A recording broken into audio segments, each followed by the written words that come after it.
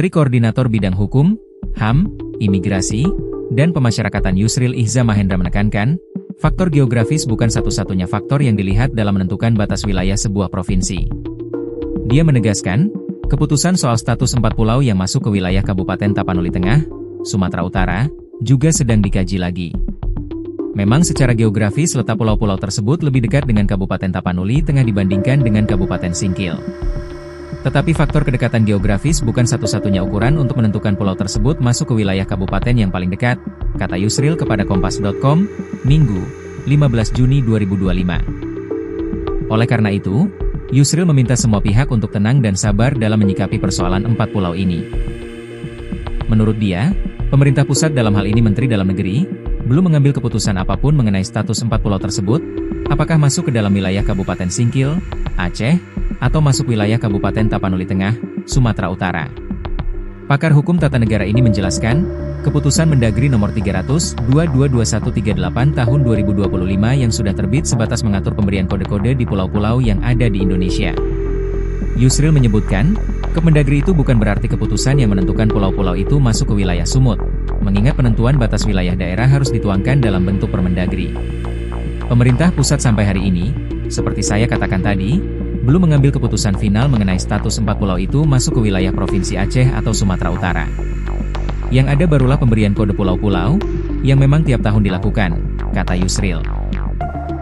Namun, ia mengakui bahwa pengkodean itu memang dilakukan atas permintaan pemerintah Provinsi Sumatera Utara. Yusril menjelaskan, berhubung batas wilayah antara Aceh dengan Sumut dan batas antara Kabupaten Aceh Singkil dengan Kabupaten Tapanuli Tengah, khususnya mengenai 4 pulau, belum selesai dan belum disepakati, maka ini menjadi tugas Gubernur Aceh dan Gubernur Sumut untuk menyelesaikan dan menyepakatinya. Atas dasar kesepakatan itulah nantinya Mendagri akan menerbitkan Permendagri mengenai batas darat dan laut antara Provinsi Aceh dan Sumatera Utara.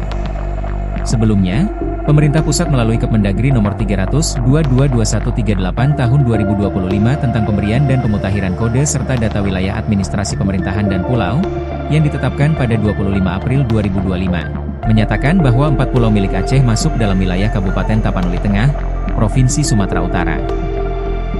Adapun keempat pulau yang dimaksud adalah Pulau Lipan, Pulau Panjang, Pulau Mangkir Besar, dan Pulau Mangkir Kecil.